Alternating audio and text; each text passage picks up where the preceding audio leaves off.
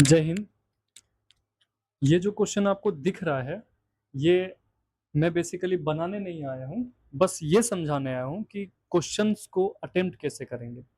ये जितने भी आप क्वेश्चन देख रहे हैं, कोई सीजीएल में आया हुआ क्वेश्चन है, बीपीएससी टीआरई जो सब्जेक्ट स्पेसिफाइड होता है उसमें आया हुआ क्वेश्चन है।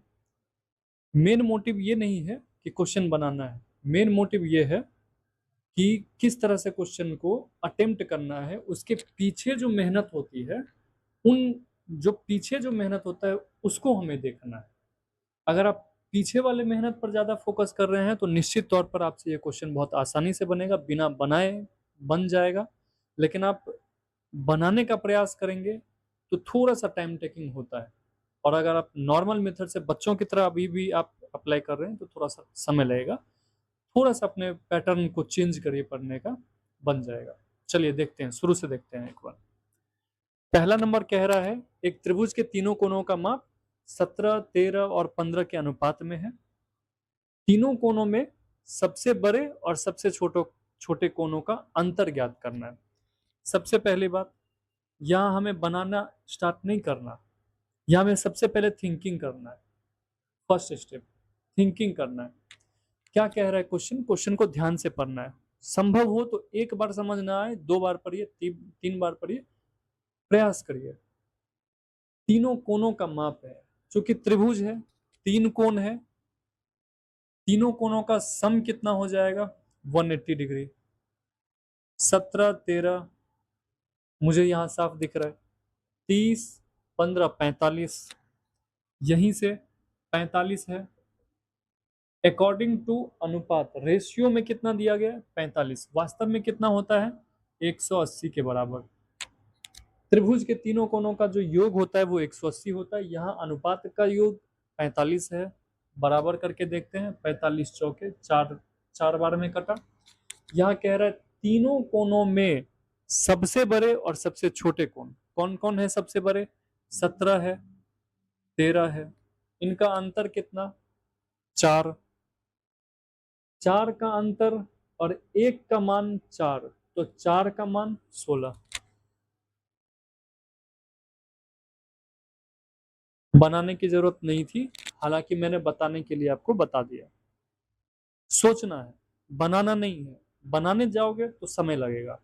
जहां कैलकुलेशन ज्यादा हो वहां आप कॉपी कलम का यूज करो, वरना आप माइंड में कैलकुलेशन करो। ठीक है, आंसर ए। दूसरा नंबर कहता है, एक दुकानदार ने किसी वस्तु का अंकित मूल्य 5,000 रुपये रखा। दुकानदार ने क्रमशः 20%, 15%, 10% की क्रमिक छूट दी। आप जानते होंगे क्रमिक छूट क्या होता है। अगर नहीं जानते तो मैं बता दूं आपको। अगर किसी भी वस्तु पर 3 लगातार छूट दिए जाए, 2 लगातार छूट दिए जाए, यानी एक से अधिक अगर छूट दी जा रही है तो उसको क्रमिक छूट कहते हैं। आप जाएंगे दुकान में, 500 रुपए की अगर शर्ट है तो उस पर लिखा हुआ होगा 50% के 2 छूट। इसका मतलब ये नहीं कि आपको 100% छूट मिल जाएगा, उसका भी अपना एक कहानी चलती है उसकी अलग। फिर हम यहाँ देखते हैं 5,000 रुपये अंकित मूल्य है। हालांकि कैलकुलेट करने की बहुत ज्यादा जरूरत नहीं है, हमें पता है 20%। अब फिर वही चीज, अगर आप 20% देख रहे हैं तो आप इसको तोड़ने मत लग जाइए। आप सबसे पहले उसका फ्रैक्शनल वैल्यू जानिए। 20% का फ्रैक्शनल वैल्यू होता है 1/5। चूंकि दुकानदार ने छूट दी है, एक्चुअल मूल्य 5 था, उसने 1 की छूट दी है, तो वो छूट दे करके विक्रय मूल्य कितना हो गया 4 रुपए में बेचा होगा उसने। 5 के वस्तु को 1 रुपए छूट दे दिया तो उसने बेचा होगा कितने में 4 में। ठीक इसी तरह से 15% का फ्रैक्शनल वैल्यू कितना 3/, जिनको नहीं आता वो उसको उनको मैं बता दूं, 15% का मतलब होता है 15/100। 5 से काटेंगे 3 बार में, 5 से काटेंगे 20, इसलिए हम कहते हैं फ्रैक्शनल वैल्यू 3/20 होता है। जब 20 रुपए के सामान पर 3 रुपए छूट दी गई होगी तो वास्तव में बेची कितनी गई, 17 पे बेचा गया, 17/20। फिर है 10% की क्रमिक छूट। जिनको नहीं आता आप इस तरह से करिए, 1/10 आएगा। 1/10 का मतलब है कि 10 के वस्तु पर 1 रुपये छूट, यानी कि आप 9 रुपये में उसे बेच रहे हैं, 9 रुपये में बेच रहे हैं। यहां से देखिए, 20 पंचे 100, डबल जीरो खत्म, इस जीरो से ये जीरो खत्म, 17 गुना 9 गुना 4 गुना 5, 5 चौके 20, 20 नमा 180, 180 गुना 17। अब यहाँ पर भी आपको कैलकुलेशन आना चाहिए। आप चाहें तो इसको तोड़ सकते हैं। कैसे तोड़ सकते हैं? 20 गुना 9 गुना 17, 17 नमा।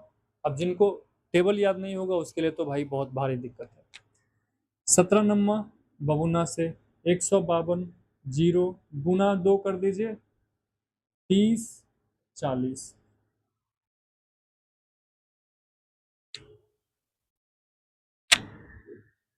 सॉरी, यहाँ यहाँ एक दिक्कत हो गया। 1530 गुना 2 यानी 30, 60। ये मैं आपको बताने के लिए इतना कर रहा हूँ, लेकिन मेरे दिमाग में चल सकता है। डबल जीरो है, 1/10, 9/10 ये हो गया। मैं कैसे बनाऊंगा आगे मैं आपको बताऊंगा। इसमें 3060 आ गया, 3060। मैं बस ये दिखाना चाह रहा हूं आपको कि क्वेश्चन बनाने के लिए बैक ऑफ द माइंड क्या चलना चाहिए, किस तरह से आपकी प्रिपरेशन होनी चाहिए। जब आप प्रिपरेशन स्टार्ट कर रहे होते हो उसी समय आपको सोचना चाहिए। चूंकि हम एक ही धर्रे पर चल रहे होते हैं, 7th का, 8th का, 9th का क्वेश्चन, जो आप एनसीईआरटी की बुक्स होती है उसको आप जो पढ़ते हैं उसमें जो एक्सप्लेनेशन दिया होता है वो लॉन्ग मेथड में होता है। वो उससे आप एग्जाम थोड़ी क्वालिफाई कर पाइएगा। यही दिक्कत होती है हमारे साथ। बहुत सारे टीचर भी ऐसे भी बताते हैं, हालांकि कुछ टीचर हैं जिनका अप्रोच बहुत ही कारगर होता है। कह रहा है बेलन और शंकु के आधारों की त्रिज्याएं। जैसे ही बेलन और शंकु बोला, हमने ये देख लिया कि शंकु और बेलन का आयतन पूछ रहा है और आयतन का भी अनुपात पूछ रहा है। हम ज्यादा कुछ नहीं करेंगे। हमें पता है कि बेलन का जो आयतन है वो है पाई आर स्क्वायर एच। जिनको नहीं पता है मैं उनके लिए लिख रहा हूं। और जो शंकु का आयतन होता है वो 1/3 पाई आर स्क्वायर एच। पाई से पाई खत्म, इसको लिखने की आवश्यकता है ही नहीं, 3 ऊपर जाएगा। ये हम लिख सकते हैं 3 इंटू, अब देखिए आर स्क्वायर, आर किसका? बेलन का, 3 का स्क्वायर 9, एच, एच क्या है? 2। अच्छा, आर स्क्वायर 4 का स्क्वायर 16, एच कितना? 3। ये सब हालांकि करने की आवश्यकता नहीं होती है। 3 से 3 खत्म, 2 से 8, 9 अनुपात 8। चाहे तो आप ऐसे भी कर सकते हैं, 3 तिया 9, 3 तिया 9, क्योंकि आर स्क्वायर है, 3 तिया 9। एक बार हमें एच से गुना करना है, 3 तिया 9 दूना 18, ऊपर आ गया 18। नीचे क्या आएगा?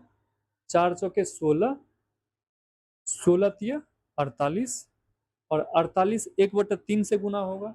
यहाँ देखिए 48 1/3 से गुना होगा, तो 1/3 गुना 48, 16 तिया 48, 16, 9/8। कुछ नहीं करना, बहुत सिंपल वे में बनाना है। अगर आपको ये भी करने की आवश्यकता नहीं है तो मत करिए, बेफालतू का आप समय वेस्ट मत करिए। अपना समय किसी और क्वेश्चन में लगाइए जहां आपको दिक्कत हो सकती है, जहां आपको लगाने की आवश्यकता है। आगे देखिए, ये आपका TRE 3 का था, 6 to 8 का है शायद, मैथ्स स्पेसिफिक। यदि एक वृत्त की परिधि वर्ग की परिधि के बराबर हो, मैं इसको हटा दूं। कह रहा है कि जो वृत्त की परिधि है और वो वर्ग की परिधि के बराबर हो। मैं आपको एक चीज बताता हूं, जब कभी भी वृत्त में रेडियस 7 हो तो उसका सरकमफ्रेंस जो होता है, जो परिधि होती है, वो होता है 44 और जो उसका क्षेत्रफल होता है वो होता है 154। तब आप देखिए कि अगर वृत्त की परिधि के बारे में बताया गया है तो आप इसको ले लीजिए, 44 मान लीजिए। वृत्त की परिधि अगर 44 हुई तो वो वर्ग की परिधि भी होगी, और अगर वर्ग की परिधि हुई, यह है वृत्त और यह है वर्ग। वृत्त की परिधि है, वर्ग की भी परिधि है। वर्ग की परिधि अगर ये है तो इसका भुजा क्या हो जाएगा, सीधा 4 से डिवाइड कर देना है, चूंकि 11 11 11 11 तो भुजा हो गया 11। क्षेत्रफल का अनुपात पूछ रहा है, हमने ये 44 लिया था तो यहाँ से इसका आर कितना हो गया 7, इसका आर कितना हो गया 11, इसका क्षेत्रफल हो जाएगा 154, इसका क्षेत्रफल हो जाएगा 121। खत्म। अगर पूछ रहा है अनुपात 154/121, अब इसको अगर काटेंगे बहुत आसानी से काट सकते हैं। कैसे? 7 से आप काट सकते हैं, हमें पता है ना, ये 11 है, 11 गुना 11 है, 11 से आप इसको काटेंगे 11, ये 14, 14/11। कौन सा आंसर है? ए नंबर आंसर है। इसका कौन सा है? D number. बनाने जाओगे मुश्किल में पड़ोगे, प्रयास ऐसा करो, मतलब क्वेश्चन को देखते हुए हमारे माइंड में ही चलना चाहिए कि इसको हम इस तरह से अटेम्प्ट करेंगे। इस पे समय बिल्कुल नहीं गंवाना। समय गंवाने जाओगे बहुत दिक्कत में पड़ जाओगे, आप ऐसे ही बाहर चले गए। कुछ क्वेश्चन ऐसे होते हैं जिसपे समय देने की जरूरत होती है। बहुत ऐसे स्टूडेंट हैं हर बार जो 50 में 50 ले आते हैं सीजीएल के अंदर, कुछ कुछ स्टूडेंट ऐसे हैं जो ले आते हैं। कैसे ले आते हैं? उनका अप्रोच यही होता है। और आप नेट पर भी देखने जाओगे, how to approach, how to deal, नहीं मिलता उस तरह से भाई। आप कहीं भी जाओगे तो आपको पैसे देने पड़ेंगे, फिर वो वहाँ पर उस तरह से बताएंगे नहीं बताएंगे। मुझे तो नहीं मिला, मुझे तो नहीं मिला। मेरे दोस्त ने कहीं से सीखा था, उसने मुझे बताया, फिर लगभग साल भर से मैं प्रैक्टिस में हूँ, तब जा करके मुझे भी आया। तो आप देखिए, जो भी स्टूडेंट नहीं ले सकते, जो अफोर्ड नहीं कर पाते हैं, उनके लिए ये है कि आप अप्रोच सीखिए। आप जब बनाने जाते हैं तो मैं आपको अभी बता रहा हूँ कि किस तरह से अप्रोच करना है। जैसे एक एग्जांपल मैं दे देता हूँ, क्या मैं इसको हटा दूँ?